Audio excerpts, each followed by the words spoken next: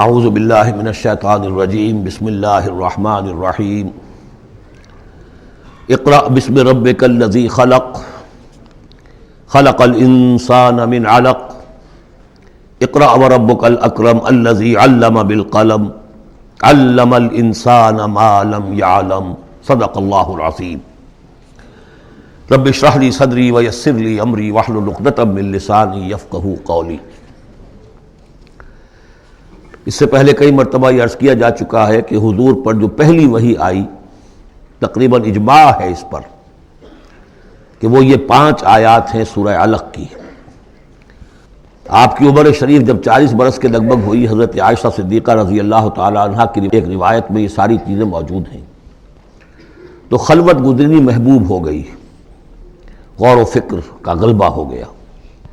پھر آپ غار حرا میں جا کر کئی راتیں کئی دن قیام فرما ہوتے تھے، اور شارحین حدیث کا اس پر اجماع ہے کہ وہاں آپ کیا کرتے تھے؟ کان صفت و تعبدہ فی غار حرا تفکر والاعتبار، غور و فکر، سوچ بچار۔ اسی میں پھر ایک دن فرشتہ آیا ہے۔ فرشتے کا آنا اور فرشتہ کیا لے کر آیا جس پر کہ اس نے یہ کہا اقرا، پڑھو، وہ ذرا بات ہے کہ جو ذرا پیچیدہ ہے، سمجھنے کی ہے، وہ عرض کروں گا آپ سے۔ روایت یہ ہے کہ فرشتے نے کہا اقرا، تو حضور نے فرمایا ما انا بقاری۔ فرشتے نے اپنے ساتھ بھیچا لگا کر سینے کے ساتھ، پھر چھوڑ دیا، کہا کہو اقرا۔ حضور نے پھر کہا میں ما انا بقاری۔ تیسری مرتبہ پھر کیا، 3 مرتبہ کرنے کے بعد پھر یہ اقرا بسم ربک الذی خلق۔ تو اس میں میرے نزدیک وہ روایت صحیح ہے کہ یہ جو پہلی وحی آئی ہے یہ ما بین النوم والیقظہ، جبکہ آپ نیم بیداری اور نیم خوابیدگی کی کیفیت میں تھے، اور فرشتہ اس وقت ایک تختی پر لکھی ہوئی یہ آیات لے کر آیا تھا۔ ورنہ ظاہر بات ہے کہ آدمی پڑھا ہوا نہ ہو تب بھی اسی کی اپنی زبان میں کہا جا رہا ہو کہ یوں کہو، تو وہ تو کہنا مشکل نہیں تھا۔ 40 برس کی عمر تھی آپ کی، کوئی آپ بچے تو نہیں تھے، کوئی شے تھی کہ جس کو پڑھنا تھا۔ وہ جو پڑھنا ہے تو وہ اصل میں یہ اس عالم میں کہ جس کو آپ کہیں گے ما بین النوم والیقظہ، بیداری اور خواب کے بین کی کوئی کیفیت تھی جس میں کہ فرشتہ آیا ہے اور اپنی اصل ملکی شکل میں آیا ہے۔ اس لیے کہ پھر اس نے جب وہ بھی کوئی چیز لکھی ہوئی لایا ہے، روایتوں میں آتا ہے سونے کی تختی تھی جس پر یہ آیات لکھی ہوئی تھی، تو اس پر آپ نے کہا ما انا بقاری، میں تو پڑھا ہوا نہیں ہوں۔ اب بات اس کے ساتھ مطابقت رکھتی ہوئی ہے، لیکن پھر جو سینے کے ساتھ بھیچا ہے 3 مرتبہ، تو اس سے گویا کہ آپ کے اندر وہ استعداد پیدا ہو گئی، پھر آپ نے اس کو پڑھا۔ اور یہ میں یاد دلاتا ہوں کہ میں نے جب کہا تھا کہ جب دوسری وحی فترت کے بعد آئی ہے سورہ مدثر کی، تو حضور نے جب دیکھا تھا کہ اب یہ افق اعلیٰ پر یا افق مبین پر حضرت جبرائیل نظر آئے، کیسے پہچان لیا؟ وہی فرشتہ جو غار حرا میں آیا تھا، تو وہاں بھی وہ اپنی اصل ملکی شکل میں تھے، لیکن وہاں جو رؤیت حضور کو حاصل ہوئی تھی وہ پوری بیداری کی حالت کی نہیں تھی، ما بین النوم والیقظہ، یعنی کچھ نیم خوابی اور نیم بیداری کی کیفیت تھی، لیکن دیکھ لیا تھا حضرت جبرائیل کو ان کی اصل ملکی شکل میں اس وقت۔ لہذا پھر جب وہ پہاڑ سے اترتے ہوئے یا محمد کی صدا آئی، اور پھر آپ نے 2 مرتبہ تو ادھر ادھر دیکھا، کوئی نظر نہیں آیا، تو آپ کو کچھ خوف سا بھی طاری ہوا۔ پھر اچانک نگاہ اٹھی تو دیکھا کہ وہی فرشتہ کہ وہی کے جو غار حرا میں آیا تھا، اس طرح ہے کہ آسمان زمین کے مابین افق پر، اور اس طرح سے کہ پورا افق بھر گیا۔ تو یہ ہے اس کا پس منظر۔ اقرا بسم ربک الذی خلق، پڑھو اپنے اس رب کے نام سے جس نے پیدا کیا۔ خلق الانسان من علق، انسان کو پیدا کیا اس نے اس جون کی طرح کی چیز سے کہ جو رحم مادر میں چمٹ گئی تھی۔ اقرا وربک الاکرم، پڑھو اور تمہارا رب بہت کریم ہے، بہت کریم ہے، بہت مہربان ہے۔ الذی علم بالقلم، جس نے کہ تعلیم دی ہے قلم کے ساتھ۔ عام انسانی تعلیم قلم کے ذریعے سے ہے، حضور کے لیے قلم کے درجے میں فرشتہ ہے، فرشتے کے ذریعے سے حضور کو سکھایا گیا ہے۔ علم الانسان ما لم یعلم، اور انسان کو سکھایا ہے جو کچھ کہ وہ نہیں جانتا تھا۔ اس وحی سے آپ کی نبوت کا ظہور ہو گیا۔ نبی تو پیدائشی طور پر نبی ہوتا ہے، لیکن اس کا ظہور ہوا ہے اس وحی کے ساتھ۔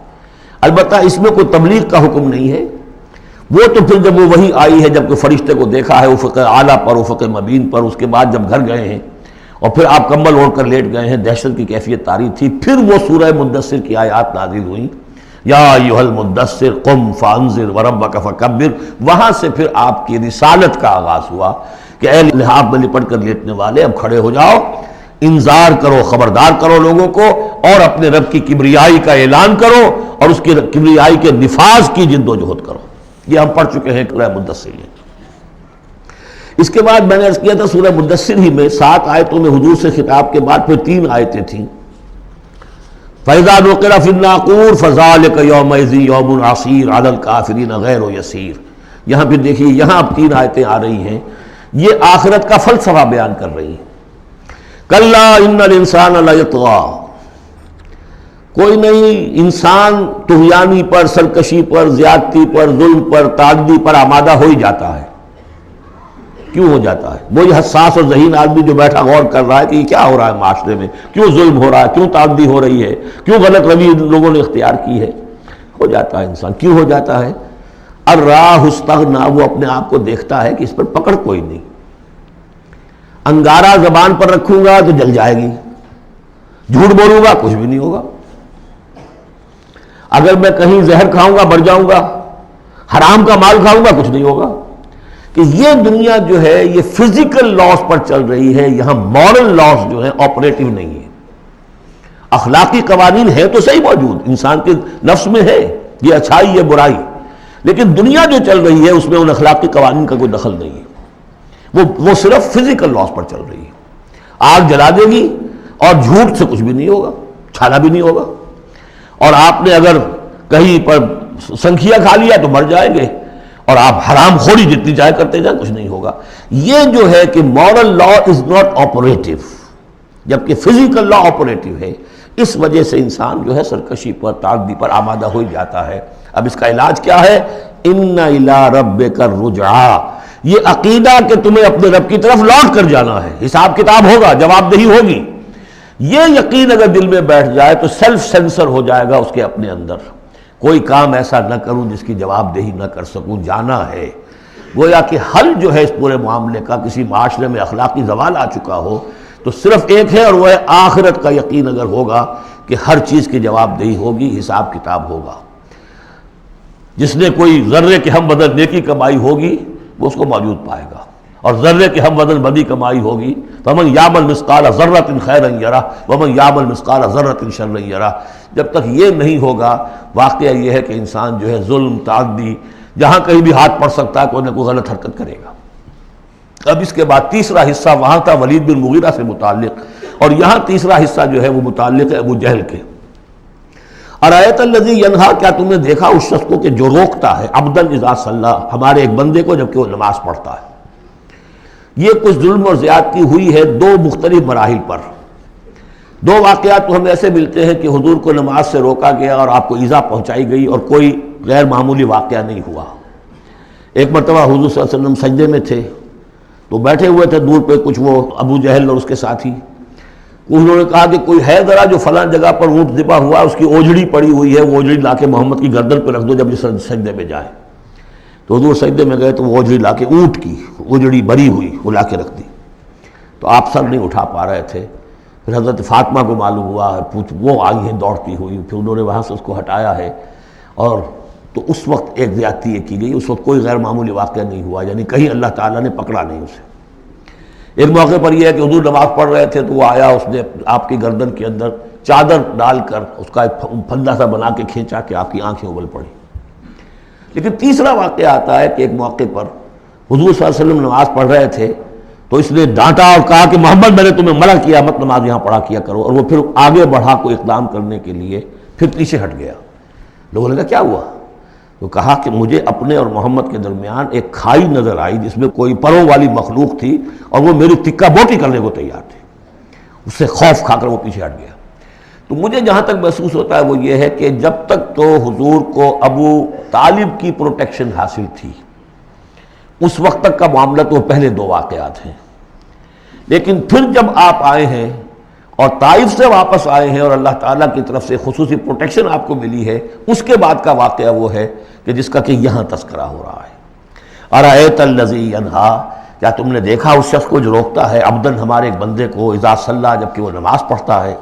ارایت ان کان علی الہدی، کیا تم نے غور کیا اگر وہ شخص ہوتا ہدایت پر، یہی ابو جہل ہدایت کے راستے پر کاربند ہوتا، او ہمارا بالتقویٰ، یہ ہمت والا آدمی ہے، جرت والا آدمی ہے، بخیل نہیں تھا، اس نے یہی کہا تھا کہ بنی ہاشم نے اگر لوگوں کو، غریبوں کو کھانے کھلائے، ہم نے ان سے بڑھ کر کھلائے، ابھی تک تو ہم کندھے سے کندھا ملا کر آ رہے، وہ بخیل نہیں تھا، پھر جری تھا، بہادر تھا، میدان جنگ میں گیا ہے، لیڈ کیا ہے لشکر کو اپنے، اور جب گردن کاٹنے لگے تھے تو کہتا تھا نیچے سے کاٹنا تاکہ نیزے کے اوپر چڑھاؤ گے تو معلوم ہو کہ اونچی گردن ہے کسی سردار کی گردن ہے۔ تو یہ چیزیں اس کے اندر تھیں، مرد میدان تھا، لیکن یہ ہے کہ وہ جو صدق بالحسنی والے معاملے پہ آ کے مار کھا گئے۔ لیکن یہ کہ اگر یہی شخص ایمان لے آیا ہوتا، ہدایت پر ہوتا، تقویٰ کی تعلیم دیتا، تو آپ سمجھیے پھر کیا ہوتا، گویا کہ ایک اور عمر فاروق مل گیا ہوتا اس امت کو۔ بالکل ان کی شخصیتوں کے اندر بڑا پیرلل انداز ہے۔ حضرت عمر بھی لڑنے بھڑنے والے آدمی، کشتیاں کرنے والے آدمی، ادھر سے جا رہے ہیں اس کو دھکا دے رہے ہیں، اس مزاج کے آدمی تھے، لیکن یہ کہ بہرحال ان میں وہ چیز موجود تھی کہ بخل نہیں اور بزدلی نہیں۔ ان دو چیزوں کے بعد جو ہے پھر یہ کہ تصدیق بالحسنی کے لیے اللہ تعالیٰ نے ایک راستہ کھول دیا ان کے لیے، تو ان کے وہ عمر فاروق بن گئے، اس لیے کہ دعا کی تھی محمد رسول اللہ نے۔ ارأیت ان کذب وتولی، کیا تم نے سوچا کہ اس نے جو جھٹلایا ہے، منہ موڑ لیا ہے، الم یعلم بان اللہ یری، کیا یہ جانتا نہیں کہ اللہ دیکھ رہا ہے؟ کلا لئن لم ینتہ، ہرگز نہیں، اگر یہ باز نہ آیا، لنسفعا بالناصیہ، ہم گھسیٹیں گے اس کی چوٹی کے بال پکڑ کر، ناصیۃ کاذبۃ خاطئہ، یہ پیشانی کہ جو خطا کار ہے، جھوٹی ہے، فلیدعو نادیہ، تو بلا لے وہ اپنی پارٹی کے لوگوں کو، بلا لے اپنی مجلس کے لوگوں کو، ہم نشینوں کو، سندعو الزبانیہ، ہم بلا لیں گے جہنم کے فرشتوں کو، کلا لا تطعہ واسجد واقترب، اے نبی آپ اس کی بات نہ مانیے، آپ سجدہ کیجئے اور اللہ سے قریب ہو جائیے۔ بسم اللہ الرحمن الرحیم، انا انزلناہ فی لیلۃ القدر، یہ دیکھیے ربط بڑا عمدہ چلا آ رہا ہے، پہلی وحی کے فوراً بعد ہم نے اتارا ہے اس کو لیلۃ القدر میں۔ وما ادراک ما لیلۃ القدر، کیا تم جانتے ہو کیا ہے لیلۃ القدر؟ لیلۃ القدر خیر من الف شہر، وہ لیلۃ القدر 100 مہینوں سے بہتر ہے۔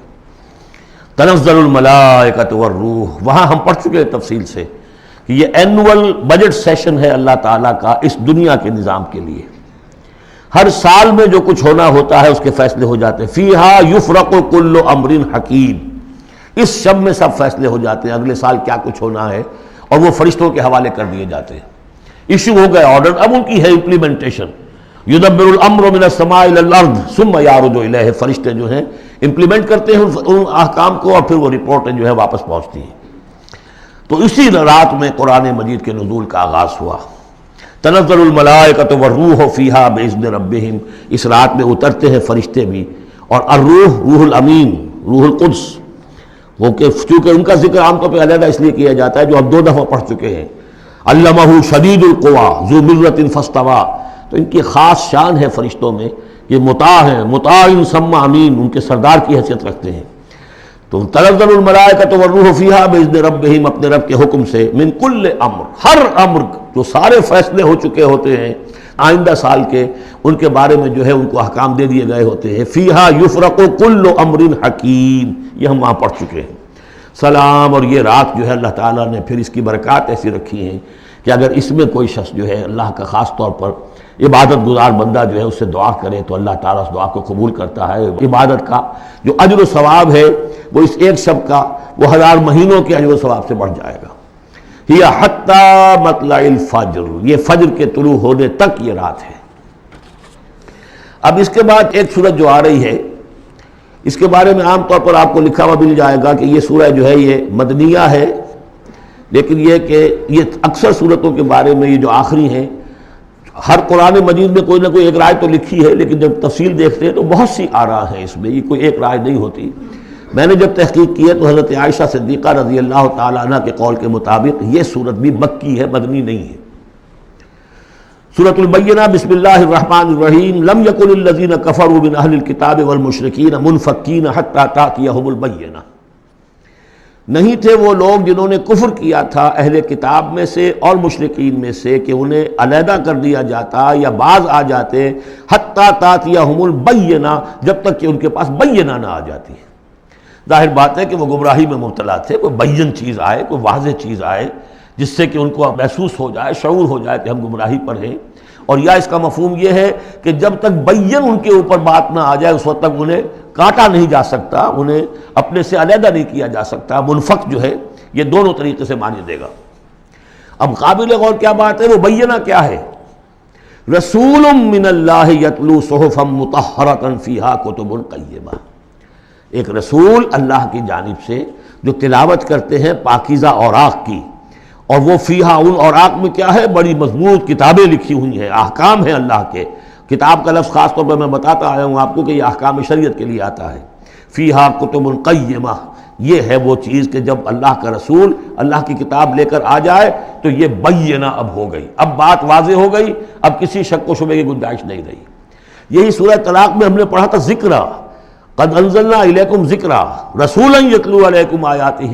تو یہ جو ہے رسول جب تلاوت کرتا ہے، گویا کہ رسول اور کتاب مل کر بینہ بنے، اللہ کی کتاب اس کا معلم رسول مل کر بینہ بنے. اس اعتبار سے بینہ اور ذکرہ کی جو تعبیر ہوئی ہے اور اس کی ڈیفینیشن جو ہوئی ہے سورہ بینہ میں اور سورہ طلاق میں، وہ بہت اہم ہے. اب فرمایا وما تفرق الذین اوتوا الکتاب الا من بعد ما جاءتهم البینہ، یہ جن لوگوں کو کتاب دی گئی تھی انہوں نے جو پہلے بھی تفرقہ کیا ہے آپس میں، یہ جو بٹ گئے، یہ کوئی نصارہ بن گئے، کوئی یہودی بن گئے، پھر نصارہ میں نہ معلوم کتنے فرقے ہوئے اور یہودیوں میں کتنے فرقے ہوئے. یہ سارا تفرقہ ہوا کب؟ الا من بعد ما جاءتهم البینہ، مگر یہ کہ ان کے پاس بینہ آ چکی تھی. گویا کہ اس کے اب جرم کے وہ پورے طور پر اس کی سزا کے سزاوار ہو چکے.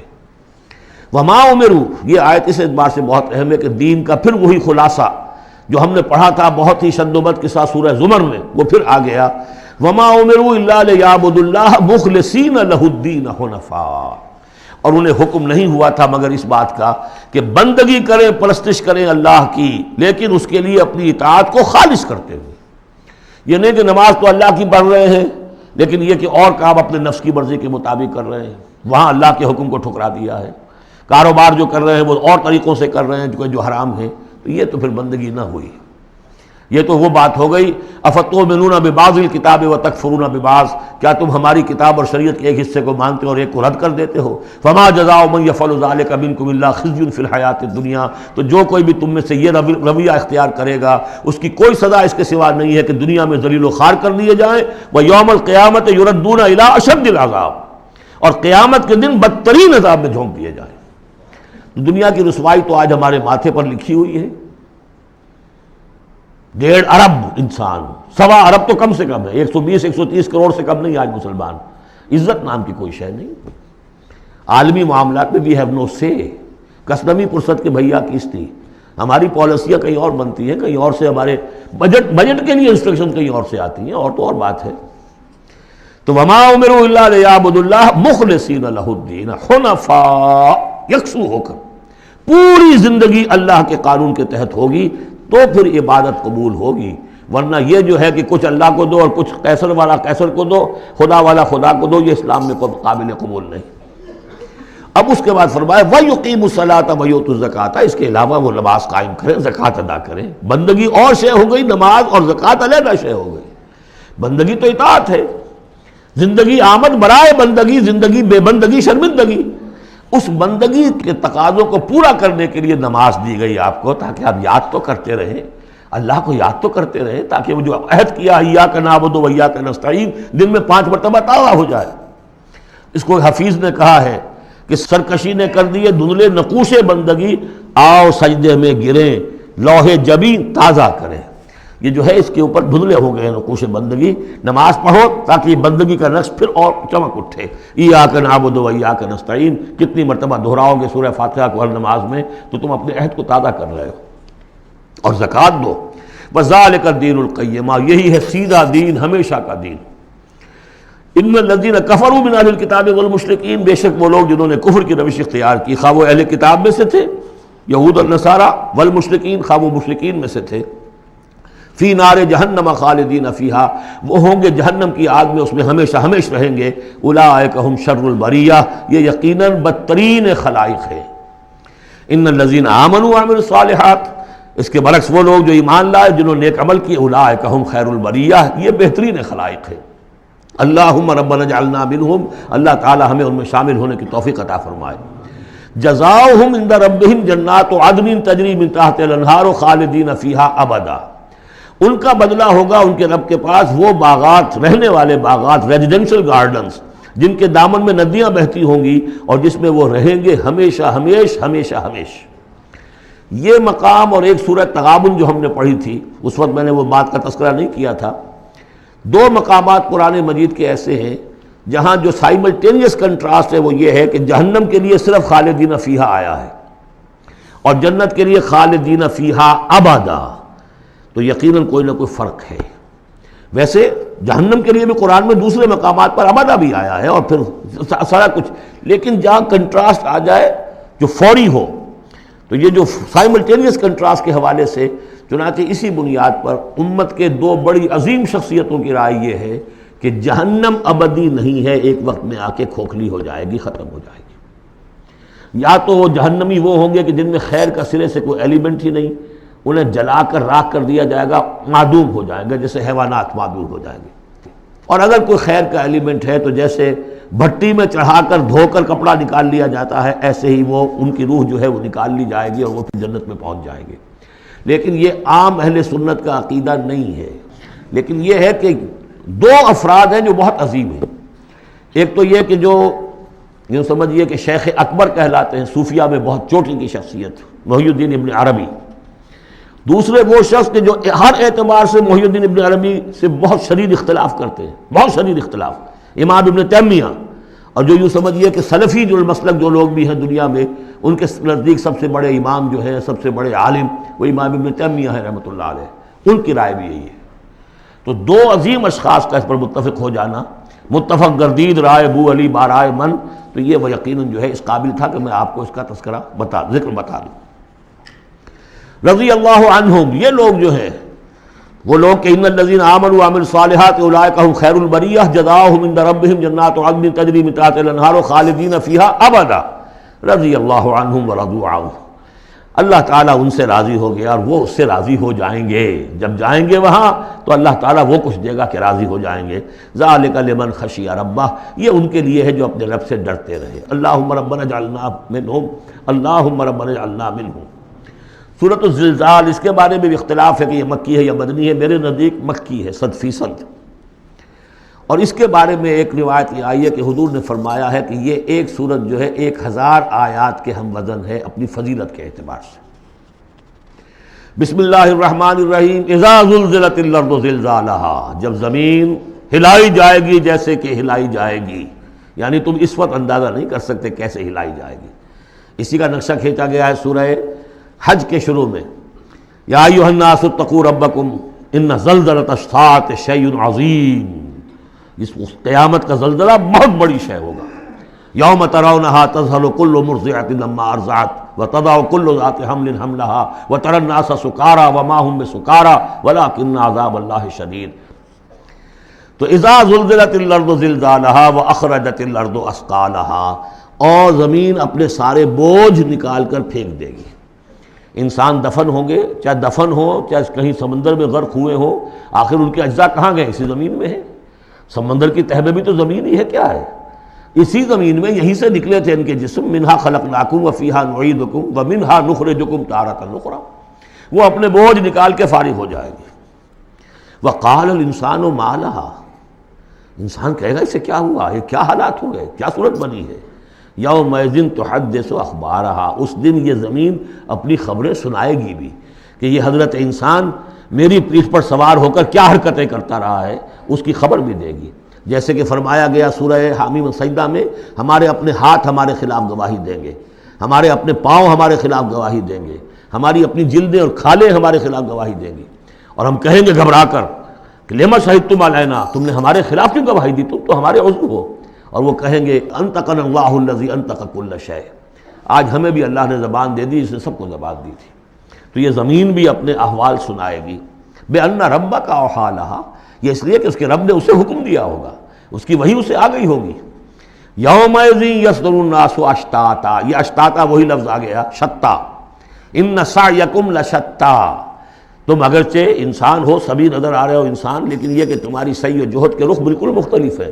فاما من آتا واتقى وصدق بالحسنى فسنيسره لليسرى واما من بخل واستغنى وكذب بالحسنى فسنيسره للعسرى. یہاں فرمایا وہ چیز اب وہاں ظاہر ہو جائے گی، یومئذ یصدر الناس اشتاتا، لوگ علیحدہ علیحدہ ہو جائیں گے، لیروا اعمالہم، تاکہ انہیں ان کے اعمال دکھا دیے جائیں. یہ اعمال نامہ ہے، کوئی ایک ہی بٹن دبے گا کسی اس بڑے جائنٹ کمپیوٹر کا جو اللہ نے رکھا ہوا ہے اپنے ہاں، وہ آپ کی پوری فلم اور آپ کا ایک ایک لفظ جو ہے موجود ہے. فَمَن يَعْمَلْ مِثْقَالَ ذَرَّةٍ خَيْرًا يَرَهُ، تو جس کسی نے ذرے کے ہم وزن بھی کوئی نیکی کمائی ہوگی وہ اسے اپنے سامنے موجود پائے گا. وَمَن يَعْمَلْ مِثْقَالَ ذَرَّةٍ شَرًّا يَرَهُ، اور جس کسی نے نیکی بدی کی ہوگی ذرے کے ہم وزن وہ سامنے. اب ذرہ کسے کہتے تھے عربی زبان میں؟ آپ نے شاید کبھی دیکھا ہو کہ یہ چیونٹیاں ہوتی ہیں، ان چیونٹیوں کے بھی انڈے ہوتے ہیں، ان انڈوں سے جو بچہ نکلتا ہے وہ ذر کہلاتا ہے. اب ظاہر بات ہے کہ ہر زبان کے اندر کسی شے کے لیے، چھوٹی چیز حقیر چیز کے لیے ان کی اپنے آبزرویشن سے وہ چیز لی جاتی ہے. جیسے میں نے آپ فتیلہ، کہ کھجور کی ناف میں جو لگا ہوا ہوتا ہے چھوٹا سا ایک تاگا سا، وہ فتیلہ ہے. نقیرہ وہ کیا ہے؟ تل.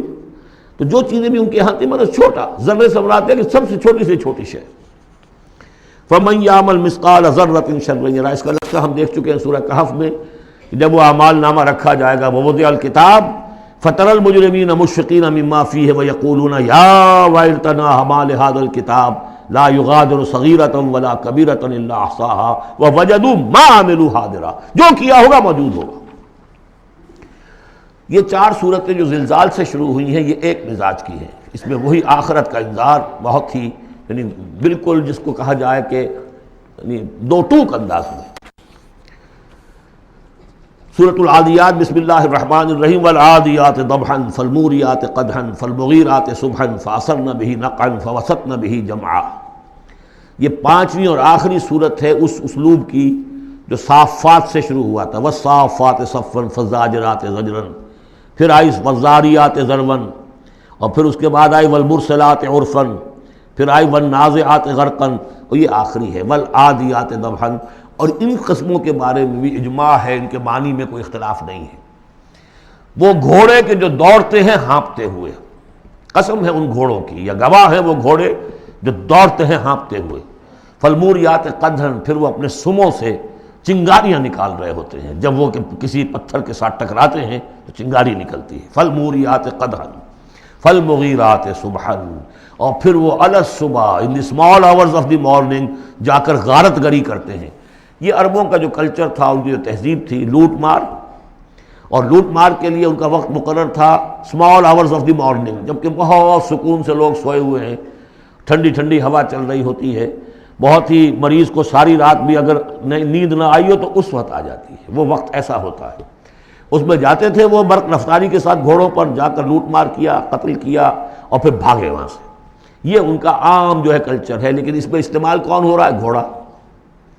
اچھا یہ گھوڑا جو ہے پھر ان کی جنگوں میں بھی استعمال ہوتا تھا، جبکہ آمنے سامنے جنگیں ہیں، وہ جنگوں کے اندر جاتا تھا، حالانکہ اس کی تو کسی سے لڑائی نہیں ہے، وہ صرف اپنے مالک کی وفاداری کر رہا ہے، جو اسے کچھ کھلا دیتا ہے، کوئی دانہ ڈالتا ہے، کوئی کبھی اس کے جو ہے وہ مالش کر دیتا ہے، اس کا اتنا وفادار ہے کہ فرمایا فالمغیرات صبحا فاثرن به نقعا، اور پھر جا کر وہ گرد اٹھاتا ہوا دوڑ کر جاتا ہے فوسطن به جمعا، اور جمعیت کے اندر گھس جاتا ہے.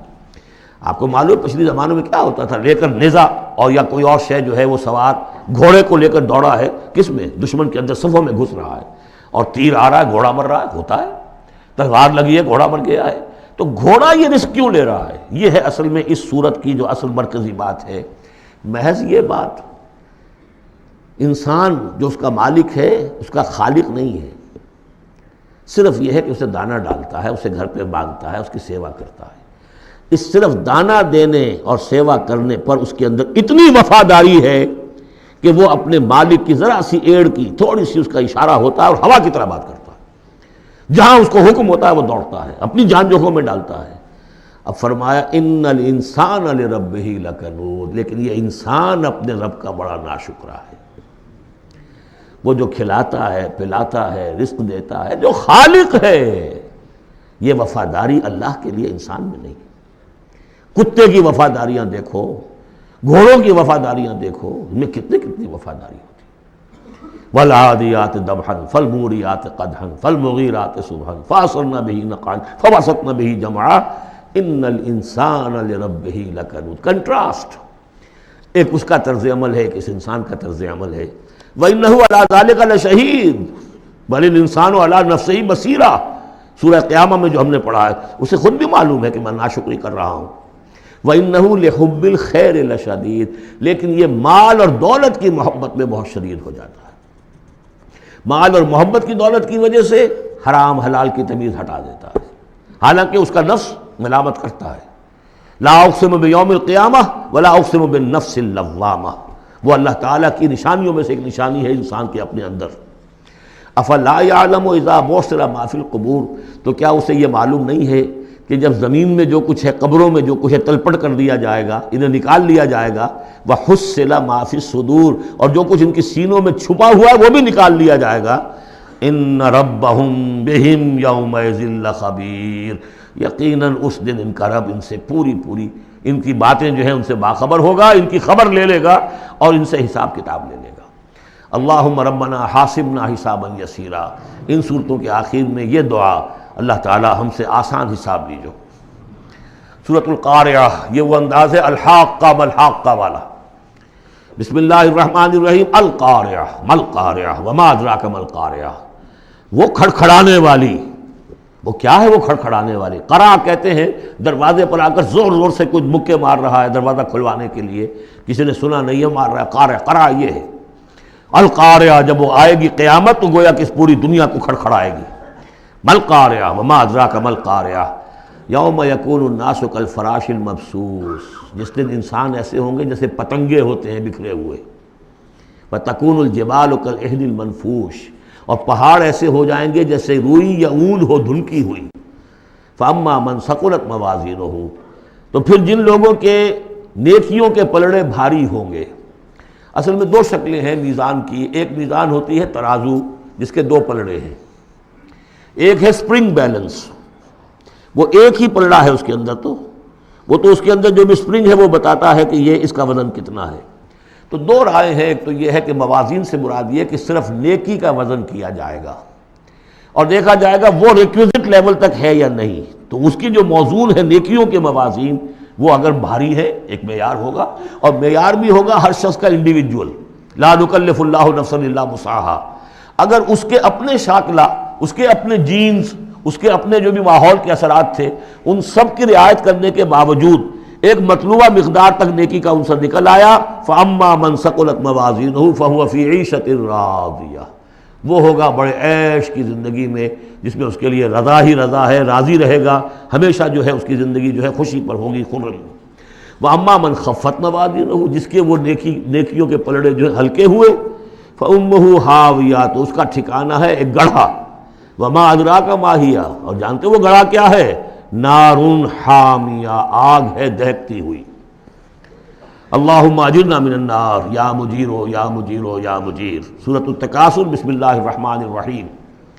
الہاکم التکاثر، تمہیں غافل کیے رکھتی ہے بہتات کی طلب، اور چاہے اتنا مال ہے، اتنی دولت ہے کہ 10 نسلوں کے لیے کافی ہو جائے، لیکن یہ کہ انسان کی طبیعت اس سے بڑھتی نہیں، اور چاہے بڑے میاں کی ٹانگیں قبر میں لٹکی نظر آ رہی ہوں دنیا کو، لیکن وہ دولت کی حرص ختم نہیں ہوتی۔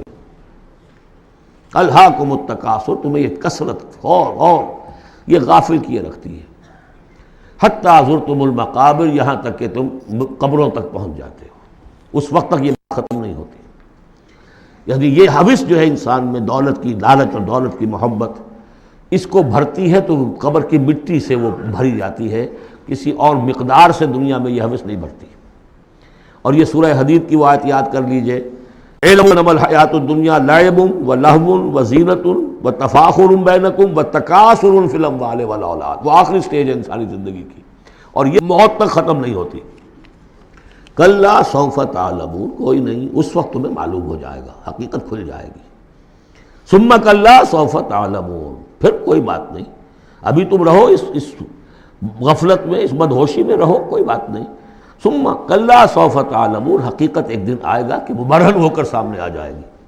جیسے سورہ جمعہ میں پڑھا تھا ہم نے کہ اے نبی ان سے کہہ دیجئے کہ اگر تم موت سے بھاگ رہے ہو تو موت خود آ کر تم سے ملاقات کر لے گی، تم چاہے نہ بھی چاہو وہ تو آ جائے گی، تو وہ حقائق تم پر افسوس ہو جائیں گے۔ یہ بالکل ایسے ہی ہے جیسے کہ آخری پارے کی پہلی سورت عما یتساءلون عن النبأ العظیم الذی هم فیہ مختلفون کلا سیعلمون ثم کلا سیعلمون کلا لو تعلمون علم الیقین، کوئی نہیں، کاش کہ تم جان جاتے یقین والا علم، یہ یقینی علم ہے، کاش کہ ہو جاتا۔ اب اس پر جو ہے ہمارے بعض حکماء نے علم الیقین، عین الیقین اور حق الیقین کے 3 درجے قائم کیے۔ علم الیقین، آپ نے کہیں دیکھا دھواں ہے، آپ نے کہا آگ لگی ہے، حالانکہ آپ نے آگ دیکھی نہیں ہے، کسی دلیل سے استدلال سے آپ نے انفر کیا ہے کہ آگ نکلی، یہ علم الیقین ہے۔ عین الیقین، آپ نے جا کر دیکھ لیا آنکھ سے کہ آگ لگی ہوئی ہے، اب یہ اور یقین پختہ ہو گیا۔ لیکن ایک ہو سکتا ہے پتہ نہیں یہ آگ ہے یا آگ کی شکل ہے، آج کل بہت سے وہ ایسے بنے ہوتے ہیٹرز کہ جو گھر میں جا کر یہ معلوم ہوتا دیکھتے ہوئے انگارے رکھے ہے کچھ بھی نہیں ہوا، تو اصل میں تو لائٹ کہیں اور، وہ جو حرارت آ رہی ہے وہ تاروں میں سے آ رہی ہے، وہ دہتے انگارے جو نظر آ رہے ہیں وہ ہرگز ہے ہی نہیں، آگ ہے ہی نہیں، آگ کی شکل ہے۔ لیکن اگر کہیں آپ نے انگلی بھی جا کر دے دی اور وہ جب جلی ہے تو اب حق الیقین حاصل ہو گیا کہ ہاں یہ آگ ہی ہے، اس لیے کہ اس کا تجربہ آپ کو خود حاصل ہو گیا۔ تو یہ ہے کلا لو تعلمون علم الیقین، کاش کہ تمہیں اس دنیا میں رہتے ہوئے علم الیقین ہی حاصل ہو جائے۔ لترون الجحیم، پھر تمہیں اس جہنم کو دیکھنا ہے، ثم لترونها عین الیقین، پھر عین الیقین کے ساتھ اس کا دیکھو گے، ثم لتسألن یومئذ عن النعیم، پھر اس دن تم سے سوال کیا جائے گا، پوچھا جائے گا کیا کیا نعمتیں ہم نے تمہیں دی تھی اور تم نے وہاں کیا کیا ہے۔ اب آ گئی وہ صورت جو قرآن مجید کے مختصر ترین صورتوں میں سے ہے لیکن جامع ترین صورتوں میں سے ہے، سورۃ العصر، جس کے بارے میں امام شافعی کے 2 اقوال ہیں۔ ایک یہ کہ لو لم ینزل من القرآن سواہا لکفت الناس، اگر سوائے سے ایک صورت کے کوئی اور چیز نازل نہ ہوتی قرآن میں، یہ لوگوں کی ہدایت کے لیے کافی تھی۔ لو تدبر الناس هذه السورة لوسعتهم، اگر لوگ اس پر تدبر کریں، غور و فکر کریں۔ ہمارا جو منتخب نصاب مطالعہ قرآن حکیم کا، اس کا نقطہ آغاز یہ صورت ہے۔ والعصر، زمانے کی قسم ہے، زمانہ گواہ ہے، پوری تاریخ انسانی اس پر گواہی دے گی۔ ان الانسان لفی خسر، یقیناً انسان خسارے میں ہے، گھاٹے میں ہے۔ الا الذین آمنوا، سوائے ان کے جو 4 شرطیں پوری کریں، ایک نہیں۔ الا الذین آمنوا وعملوا الصالحات وتواصوا بالحق وتواصوا بالصبر، ایمان لائیں، جو اس کائنات کے مخفی حقائق ہیں ان کو سمجھیں، ان کا شعور حاصل کریں، ان کی تصدیق کریں۔ ایمان باللہ، ایمان بالآخرہ، ایمان بالرسالت، پھر اس کے عملی تقاضوں کو پورا کریں۔ وعملوا الصالحات، پھر یہ کہ اس کے اوپر نہ صرف خود قائم ہوں، اس کی دعوت دیں، اس کو پھیلائیں، وصیت کریں، جو بھی حق ہے، جو بھی صحیح بات ہے، امر بالمعروف ہے، نہی المنکر ہے، تواصوا بالحق۔ اور پھر یہ کہ جب یہ کام آپ کریں گے، آزمائشیں آئیں گی، تکلیفیں آئیں گی، مصیبتیں آئیں گی، ریزنٹمنٹس ہوں گی، لوگ ناراض ہوں گے، آپ کیوں ان سے کہہ رہے ہیں کہ یہ کام آپ نہ کریں، یہ غلط کام ہے۔ بچوں سے بھی کہہ کر دیکھیے کہ گلی میں مت کھیلو، تم کرکٹ کھیل رہے ہو، کسی گاڑی کا شیشہ توڑو گے تو پھر اپنی عزت بچا کر وہاں سے نکل کر گھر واپس پہنچنا مشکل ہو جائے گا۔ کوئی نہیں چاہتا کہ کوئی بات آپ بتائیں، تو پھر اب آپ کو صبر کی ضرورت ہوگی، آپ اس پر کام کرتے رہیں۔ جیسے کہ حضرت لقمان نے اپنے بیٹے کو نصیحت کی تھی، یا بنی اقم الصلاۃ وامر بالمعروف ونہی عن المنکر واصبر علی ما اصابک، پھر جو بھی تکلیف آئے اسے جھیلو۔ پھر یہ کہ آدمی جو ہے بزدل نہ ہو، تھردلا نہ ہو، کہ اس قدم سے واپس آ جائے، اس خوف سے کہ کہیں مجھے اس میں کوئی تکلیف نہ آ جائے۔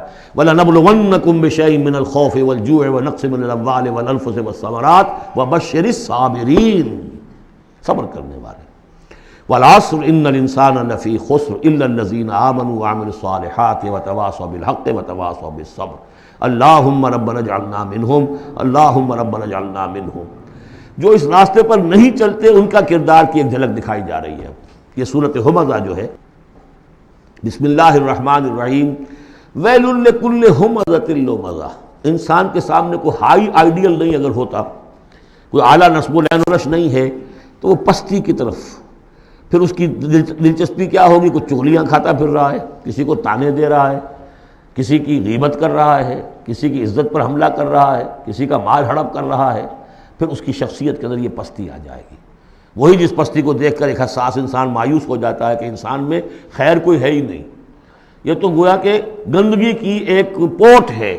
کسی سے پوچھ لیجئے، کوئی کہے گا سیکس، اور سیکس اتنا کہ باپ اگر بیٹی کو محبت بھری نگاہ سے دیکھ رہا ہے تو وہ بھی سیکس ہے، ماں اگر بیٹے کے جسم پر کوئی شفقت سے ہاتھ پھیرے تو وہ بھی سیکس ہے، یہاں تک پہنچا گیا۔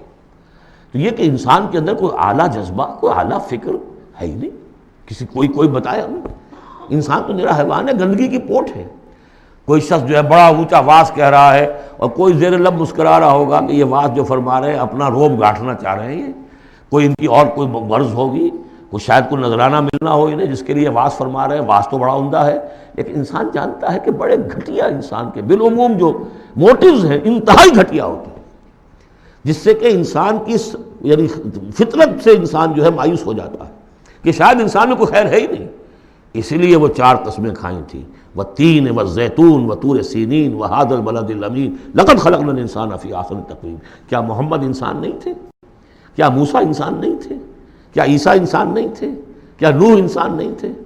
انسانی عظمت کے اوپر اتنی بڑی بڑی گواہیاں موجود ہیں، لیکن جب پستی پر آتا ہے تو واقع ہے کہ اس سے پست کوئی نہیں۔ پھر اسفل سافلین، جتنا کینہ انسان میں پیدا ہو جاتا ہے اونٹ کے اندر نہیں ہے، جتنی شہوت انسان میں پیدا ہو جاتی ہے سور میں نہیں ہے اتنی۔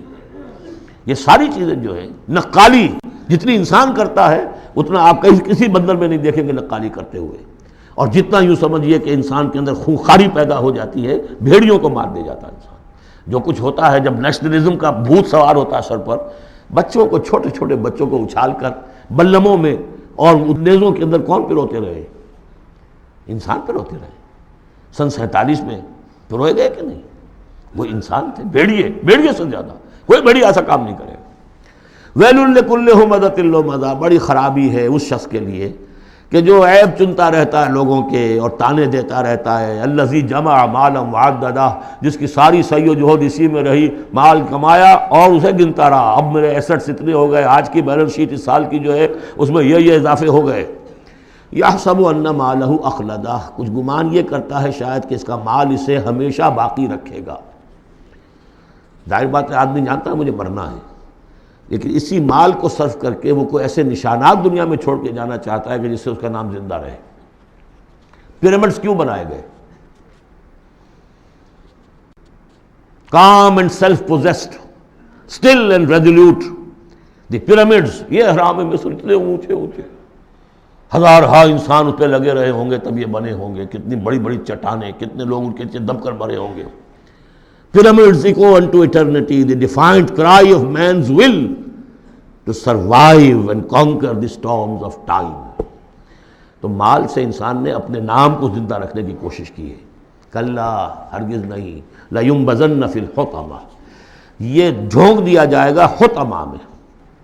وَمَا أَدْرَاكَ مَا الْحُطَمَةُ، اور تم جانتے ہو کہ وہ کیا ہے؟ حطمہ کیا ہے؟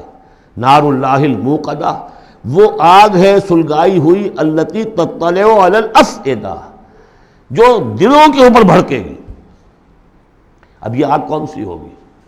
ایک تو ہمارے زمانے میں ایک صاحب تھے، اگرچہ وہ کوئی عالم دین تو نہیں تھے، انگریزوں کی فوج میں رہے تھے تو کچھ انہوں نے چیزیں پڑھی تھیں، وہ اس حطمہ کو ایٹم سے تعبیر کرتے ہیں، اور ایٹم کا جو ہوتی ہے، جو آپ کو معلوم ہے کہ پھر اس سے جو پھیلتی ہے اس کی، چاہے وہ براہ راست آگ نہیں ہوتی، وہ اس کا فال آؤٹ جو ہے وہ یقیناً جو ہے کہ جو چیر کے انسان کے وجود کو چلا جاتا ہے اندر۔ یہ چیزیں ہیں، کون کون سی آگیں ہیں آپ سمجھیے۔ ایک آگ تو وہ ہے لکڑی سے ہم نے جلائی ہے، وہ جلاتی ہے تو اس کو جلاتی ہے۔ ایک آگ وہ ہے جو انفرا ریڈ ریز ہے یا الٹرا وائلٹ ریز ہے یا کوئی اور ریز ہے، یہ کھال کو کچھ نہیں کہتی، اندر جا کے جس آپ جسم کے جس حصے کو چاہتے ہیں اسے حرارت پہنچاتی ہے۔ وہ آگ جو ہے نار اللہ الموقدہ التی تطلع علی الافئدہ، دلوں پر جا کر وہ روشن ہوگی۔ انہا علیہم موصدہ، پھر وہ ان پر بند کر دی جائے گی تاکہ ساری حرارت انہی کے اوپر رہے۔ فی عمد ممددہ، بڑے اونچے اونچے لمبے ستونوں میں۔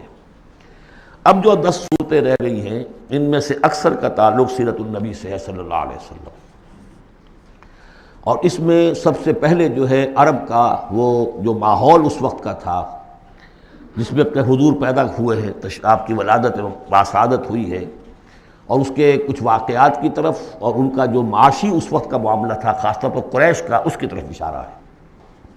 حضور کی ولادت ہوئی ہے عام الفیل میں، جس سال کہ آیا تھا ابرہہ یمن سے فوج لے کر، اور وہ بیت اللہ کو گرانا چاہتا تھا۔ اس کا ایک لمبا تاریخی پس منظر ہے، عیسائی تھا وہ، اس نے کلیسا بنایا تھا۔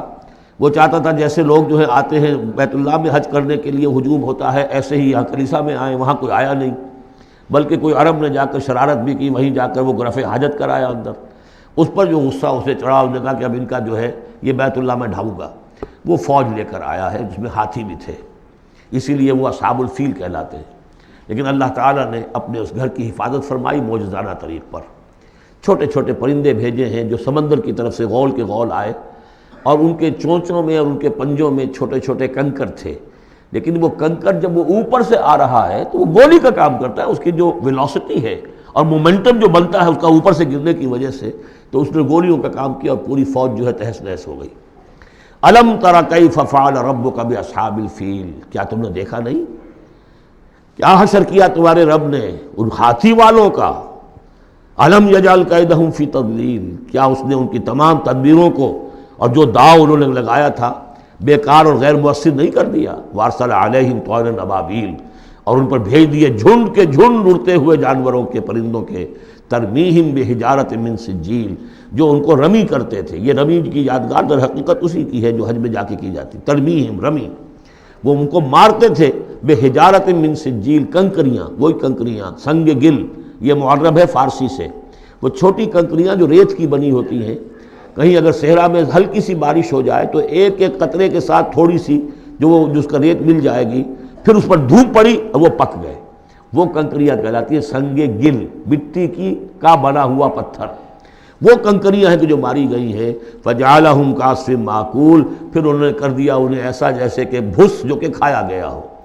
جانوروں کے آگے آپ نے چارہ ڈالا، وہ کھا لیا، پھر کو جو کچھ پڑا رہ جاتا ہے ادھر ادھر، اس طرح کا کر دیا، ان کا نام و نشان مٹا دیا۔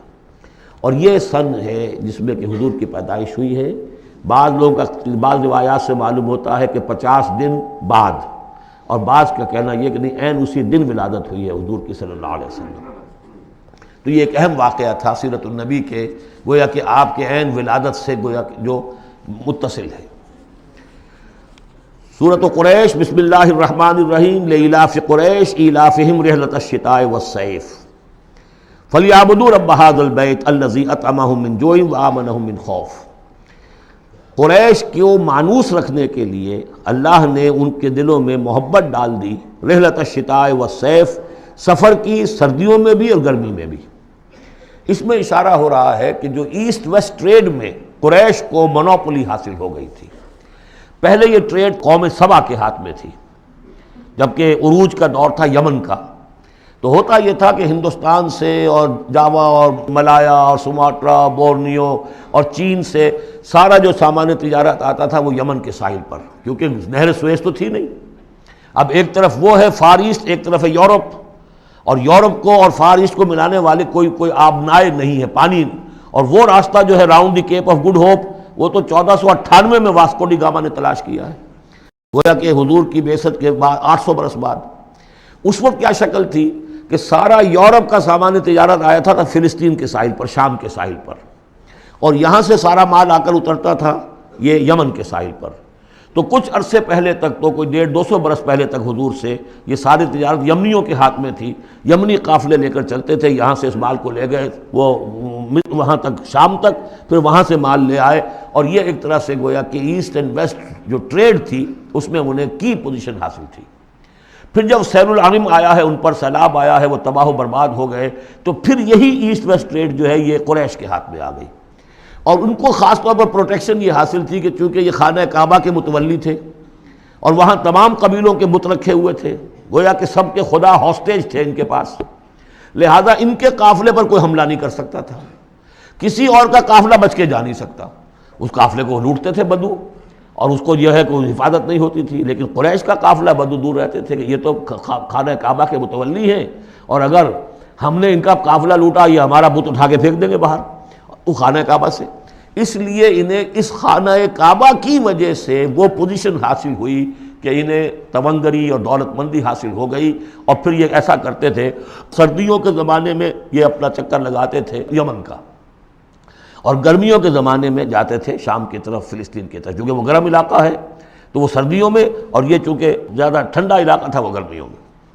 لإلاف قریش، اس واسطے کے مانوس رکھا قریش کو، الافہم رحلۃ الشتاء والصیف، ان کے دلوں میں وہ الاف سے مراد کیا ہے کہ سفر جو ہے ان کا جاڑے کا اور گرمی کا، اس سے ان کو گویا کہ مانوس کر دیا۔ فَلْيَعْبُدُوا رَبَّ هَٰذَا الْبَيْتِ، پس انہیں بندگی کرنی چاہیے، پرستش کرنی چاہیے اس گھر کے مالک کی، اس گھر کے رب کی۔ انہوں نے یہاں لا کے 360 بت رکھ دیے ہیں۔ انہیں چاہیے تھا کہ خلوص اور اخلاص کے ساتھ جو اس گھر کا اصل مالک ہے، جس کی توحید کے لیے یہ مرکز بنایا تھا ابراہیم نے، ان کے جد امجد نے، اور کہا تھا کہ ربنا لیقیموا الصلاۃ، تیری نماز قائم کرنے کے لیے میں نے یہ گھر بنایا ہے، تو اس کو انہوں نے جو ہے اس کو بت کدہ بنا دیا۔ دنیا کے بت کدوں میں پہلا وہ گھر خدا کا، ہم اس کے پاسباں ہیں، وہ پاسباں ہمارا۔ تو کرنا یہ چاہیے تھا الذی اطعمہم من جوع، جس نے کہ انہیں طعام پہنچایا اور بھوک سے نجات دی، انہیں غذا دی، انہیں دولت دی، وآمنہم من خوف، اور ان کو امن دے دیا ہے خوف سے، کہ ان کے قافلوں کے اوپر کسی حملے کا خوف اور اندیشہ نہیں ہوتا۔ عرب میں جو بھی اخلاقی اب معاملہ ہو چکا تھا اس وقت جب کہ حضور کی بعثت ہوئی ہے، اس کا نقشہ اب آ رہا ہے سورۃ الماعون میں۔ یعنی یہ کہ ایسا نہیں تھا کہ سرے سے ان کے ہاں کوئی ویلیوز رہی نہ ہوں، لیکن یہ کہ تلپٹ ہو جاتی ہیں ویلیوز، اور یہ کہ کچھ چیزیں ہوتی ہیں کہ جن کی حقیقت نہیں رہتی، صرف ان کی رسم رہ جاتی ہے۔ جیسے آج ہمارا حال ہے، رہ گئی رسم اذاں روح بلالی نہ رہی، فلسفہ رہ گیا تلقین غزالی نہ رہی۔ تو ان کے ہاں بھی یہ آ چکا تھا کہ اب وہ چونکہ جزا و سزا کے تصور سے محروم ہو چکے تھے، لہذا ارأیت الذی یکذب بالدین، کیا تم نے دیکھا اس شخص کو جو جزا و سزا کا انکاری ہے؟ کوئی جزا سزا نہیں، کوئی باعث بعد الموت نہیں، ان ہی الا حیاتنا الدنیا نموت و نحیا وما یہلکنا الا الدہر، اس دنیا کی زندگی کے سوا کوئی زندگی نہیں، ہم خود مرتے ہیں خود جیتے ہیں، اور ہلاک کرنے والی شے گردش افلاک کے سوا اور کوئی نہیں، ہم کوئی خدا کو نہیں مانتے۔ ایسے لوگ بھی تھے ان میں۔ ظاہر بات ہے کہ اس شخص کا کردار کیسا ہو جائے گا جو جزا و سزا کا منکر ہے؟ وہ تو یہی ہوگا بابر بعیش کوش کہ عالم دوبارہ نہیں، جب کوئی اور زندگی دوبارہ ہے ہی نہیں، یہی زندگی ہے، کھاؤ پیو عیش کرو، جہاں ہاتھ پڑ سکتا ہو ڈالو، جو چیز حاصل کر سکتے ہو کر لو، کیوں جھجک رہے ہو کہ یہ برا ہے اور یہ اچھا ہے اور یہ جائز ہے اور یہ ناجائز ہے؟ پھر تو طریقہ یہی ہوگا۔ تو وہ کردار کیا بنتا ہے اگر جزا و سزا کا انکاری ہوگا انسان، تو کردار کیا بنے گا؟ فَذَلِكَ الَّذِي يَدُعُّ الْيَتِيمَ، وہی ہے کہ جو یتیم کو دھکے دیتا ہے۔ کیوں کھلائے یتیم کو؟ کون سا فائدہ ہے اسے اس سے؟ وَلَا يَحُضُّ عَلَىٰ طَعَامِ الْمِسْكِينِ، اور کسی مسکین کو کھانا کھلانا خود تو درکنار، کسی اور کو بھی اس کے لیے کوئی تلقین کرنے کو تیار نہیں، اس لیے کہ اندیشہ یہ ہے کہ میں اسے تلقین کروں گا تو پلٹ کر مجھ سے نہ کہے کہ تم کیوں نہیں کھلاتے۔ فَوَيْلٌ لِّلْمُصَلِّينَ، ان کے ہاں نماز تو ہے، نماز کا حلیہ انہوں نے بگاڑ دیا ہے، وہ سورہ انفال میں ہم پڑھ چکے ہیں، سیٹیاں بجاتے تھے، تالیاں بجاتے تھے، لیکن وہ نماز سمجھتے تھے اسے۔ وہ طواف کرتے تھے خانہ کعبہ کا، اور اس میں سب سے اونچا طواف سمجھتے تھے اس کو کہ مادر ذات برہنہ ہو کر طواف کیا جائے، یہ سارے تکلفات ختم کر کے، اور بالکل جیسے دنیا میں آئے تھے، اللہ نے جب ہمیں بھیجا تھا تو اللہ کے گھر میں آئیں تو اسی طریقے سے آئیں جیسا کہ اللہ نے دنیا میں ہمیں بھیجا۔ اب ان کے یہ تصورات تھے۔ فَوَيْلٌ لِّلْمُصَلِّينَ الَّذِينَ هُمْ عَنْ صَلَاتِهِمْ سَاهُونَ، تو تباہی ہے، ہلاکت ہے، بربادی ہے ان نماز پڑھنے والوں کے لیے جو اپنی نمازوں سے غافل ہیں، اس کی روح ختم ہو چکی ہے، شکلیں بھی بدل دی گئی ہیں۔ ہمارے ہاں اللہ کا شکر ہے اس امت میں شکل نہیں بدلی ہے، صلو کما رأیتمونی اصلی، اللہ کا فضل ہے، اس طرح کی بدعات وہاں ہمارے ہاں نہیں ہے، لیکن یہ ہے کہ روح جو ہے، روح نماز، حضور قلب، آدمی نماز پڑھ رہا ہو تو احساس ہو کہ میں کس کے سامنے کھڑا ہوں، اور پھر جو کہہ رہا ہو اس کو سمجھ رہا ہو، اور خلوص و اخلاص سے کہہ رہا ہو ایاک نعبد و ایاک نستعین، پھر اس پر عمل کرتا ہو، وہ کہاں کتنے ہیں؟ ایک رسم ہے، رہ گئی رسم اذاں روح بلالی نہ رہی، فلسفہ رہ گیا تلقین غزالی نہ رہی، نماز و روزہ و قربانی و حج یہ سب باقی ہیں، تو باقی نہیں ہے۔ الذین هم عن صلاتهم ساہون الذین هم یراؤون، اور اگر کوئی نیکی کا کام کرتے ہیں تو دکھاوے کے لیے، تاکہ اس سے کچھ شہرت ملے، بڑا بہت سخی آدمی ہے۔ وَيَمْنَعُونَ الْمَاعُونَ، لیکن ان کی شخصیت کے اندر پستی کا عالم یہاں تک آ گیا ہے کہ عام استعمال کی چیزیں بھی مانگے تانگے نہیں دیتے۔ عرب میں بھی رواج تھا بھئی کہیں سے کسی کے چولہے میں سے کوئی انگاری لے آؤ تاکہ ہم آگ روشن کر لیں، نمک ہے کسی سے مطلوب ہے تو اس کا کوئی جھجک نہیں ہوتی تھی، نمک دے دیا جاتا تھا، لیکن وہ لوگ ان چیزوں میں بھی آ کر شقی ہو جاتا ہے۔ سورۃ الکوثر، اس پس منظر میں محمد الرسول اللہ کا ظہور ہو رہا ہے۔ یہ تین صورتیں جو ہیں اس نے پس منظر رکھا، ایک نے تاریخی، ایک نے ان کا معاشی اور اقتصادی، ایک نے ان کی اخلاقی اور مذہبی حیثیت۔ سورۃ الفیل وہ تاریخی واقعہ جو ہے، ظاہر بات ہے بہت بڑا واقعہ، اس کا بڑا چرچا ہوا ہوگا حضور کی بعثت کے ساتھ متعلق، لیکن دوسری طرف بیت اللہ اور اس کی وجہ سے قریش کو اس کے متولی ہونے کی وجہ سے جو امن حاصل تھا اور جو انہیں اللہ کی طرف سے روزی پہنچ رہی تھی۔ تیسرے ان کی اخلاقی پستی جس حد کو پہنچ گئی تھی، اس میں جب ظہور ہو رہا ہے محمد الرسول اللہ کی نبوت کا، یہ سورۃ الکوثر، بسم اللہ الرحمن الرحیم، انا اعطیناک الکوثر فصل لربک وانحر ان شانئک ھو الابتر۔ اے نبی، ہم نے آپ کو خیر کثیر عطا کیا۔ اس خیر کثیر میں یوں تو یہ کہ حوض کوثر وہ بھی اسی میں شامل ہے، لیکن یہ کہ اس پر آپ کو 25-30 قول مل جائیں گے۔ قرآن سب سے بڑا خیر کثیر ہے، بہت بڑا خیر کثیر۔ حکمت، ومن یؤت الحکمت فقد اوتی خیرا کثیرا، جس کو حکمت اور دانائی دے دی گئی اس کو تو خیر کثیر دے دیا گیا۔ تو ہم نے آپ کو وہ سب کچھ عطا کر دیا ہے، اور محتاط کے ساتھ عطا کر دیا ہے، جو انسان کی انسانیت کے لیے، اس کے لیے یوں سمجھیے کہ ترہ امتیاز بن سکتا ہے۔ فصل لربک وانحر، پس اپنے رب کے لیے نماز پڑھا کیجئے اور نحر کیجئے، اونٹ قربان کیا کیجئے۔